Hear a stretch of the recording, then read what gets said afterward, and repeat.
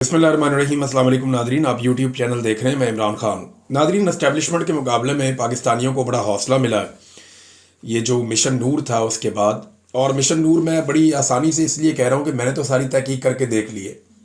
मुझे वो चीज़ें कहीं नहीं मिली जिन चीज़ों के बारे में दावे किए जा रहे थे कि ये गैर मुस्लिमों की एक जमात है उसके साथ इसको जोड़ दो, ये कादियानियों की एक जमात है उसके साथ इसको जोड़ दो। ये एक्चुअली एक पम्फलेट जारी किया गया था जिसको देखने के बाद पाकिस्तान तहरीक इंसाफ की क़यादत में से कुछ लोग घबरा गए और कुछ दीगर लोग जो हैं वो भी घबरा गए।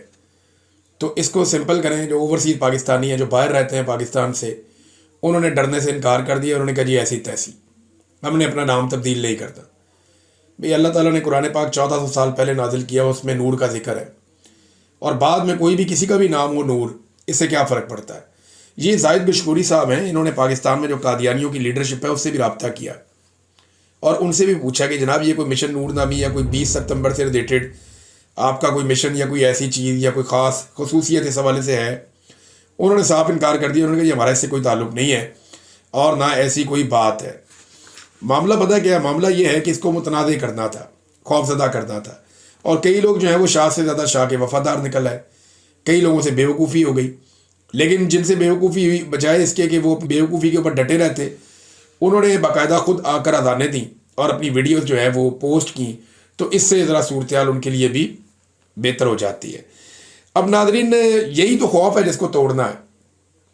ये पाकिस्तान की एस्टेब्लिशमेंट या एजेंसियाँ करती क्या हैं? ये आपको अलग अलग हथियारों से डराते हैं। कभी आपके ऊपर मदद का हथियार लगाते हैं, कभी करैक्टर असैसिनेशन करते हैं, कभी आपके कारोबार को तबाह करते हैं, कभी आपके इवन आपकी उबल वतनी के ऊपर शक करते हैं, आपको गद्दार डिक्लेयर कर देते हैं। तो ये एजेंसियों का पुराना खेल है। इसी खेल को तो तोड़ना है, इसी के रूल्स तो बदलने हैं कि आप ये नहीं कर सकते, हम फैसला करेंगे कि हमने क्या करना है। हमारे ईमान का फैसला हमारा रब करेगा। हम मुहिब्बे वतन हैं, ये हमारा दिल हमें बताता है, हम खुद ये फैसला कर लेंगे। हमारा करैक्टर कैसा होना चाहिए हम डिसाइड करेंगे। आप हमारी पुलिसिंग नहीं कर सकते इन मामलात में। एजेंसियों का ये काम नहीं है ना, उनका काम मुल्क की हिफाजत करना है दुश्मन से। वो काम करें और हम इस मुल्क के मालिक हैं, यानी हम ही से तनख्वाह लेते हैं, हमें ही सर्टिफिकेट देते हैं कि भाई तुम्हारा किरदार ये होना चाहिए, तुम इस तरह मुहिब्बे वतन बनो, या तुम्हारे ईमान के तकाजे ये हैं। ये काम एजेंसियों का करने का नहीं है। एजेंसियों के अहलकार जो हमसे तनख्वाह लेते हैं, हम टैक्स देते हैं जिस पे वो पलते हैं, वो कैसे ये कर सकते हैं हमारे साथ? ये ज़्यादती वो नहीं कर सकते।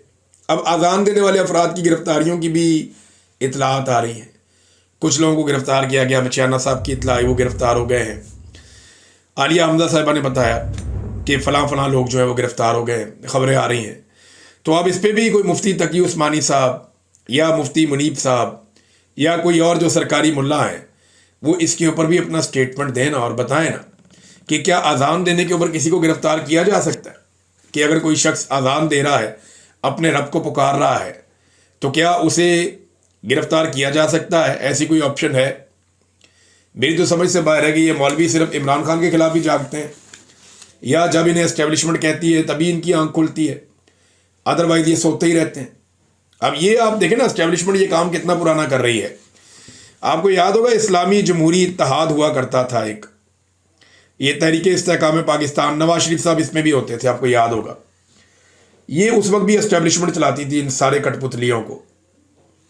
ये उस दौर का अगर आप एक इश्तिहार देखें, बेनज़ीर भुट्टो साहिबा के दौर का शुरू का, तो उसमें इश्तिहार में क्या लिखा हुआ है? ये एस्टेब्लिशमेंट उस वक्त किस तरह के सर्टिफिकेट बांटती थी। लिखा है कि भारत के यार, इसराइल के वफादार, पीपल्स पार्टी के गमख्वार।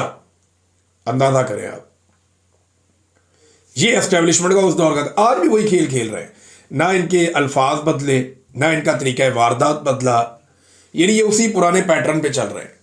लेकिन अब इनका मुकाबला नई नस्ल से है, टक्कर के लोग हैं। ये जो नई नस्ल है ना, इनके पास बड़े ज़बरदस्त आइडियाज़ हैं। रिजवान गलज़ी साहब ने बड़ी ज़बरदस्त बात की कि गोली आइडिया का मुकाबला नहीं कर सकती। आइडियाज़ बहुत आगे की चीज़ होते हैं, वो दिमाग में पैदा होते हैं, आप उन्हें गोली उसे भूल नहीं सकते, और वो आपको शिकस्त देते हैं। और यही हुआ है।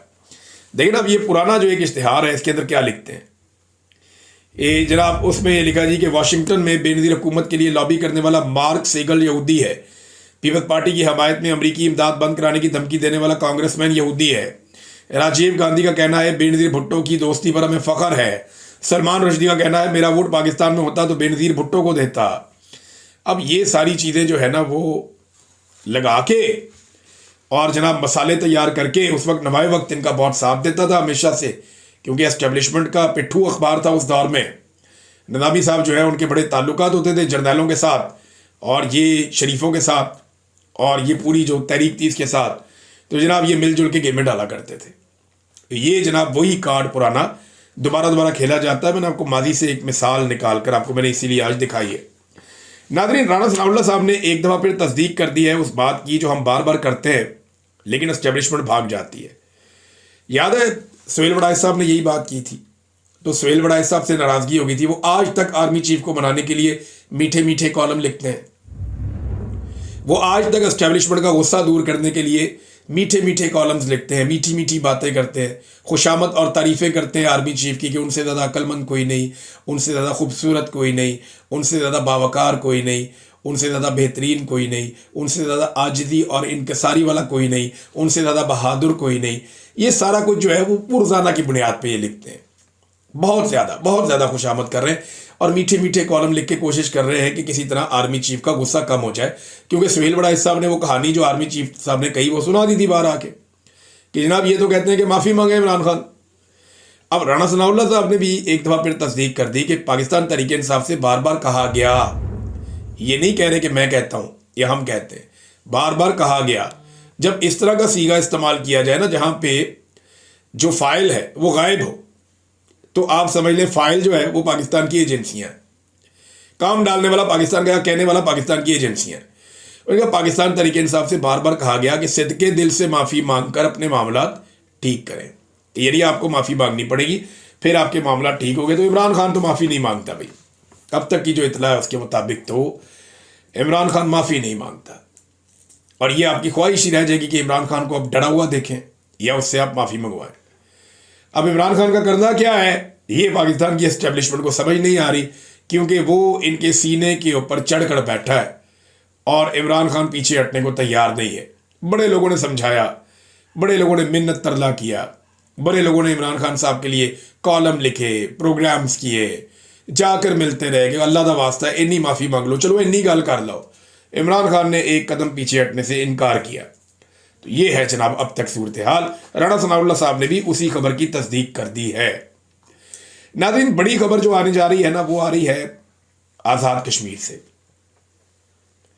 आज़ाद कश्मीर में अवामी एक्शन कमेटी एक बड़ा एक्शन करने जा रही है। उनके बड़े संजीदा और देरीना मुतालबात हैं और जायज़ मुतालबात हैं। वो मुतालबात मैं आपके सामने रखता हूँ।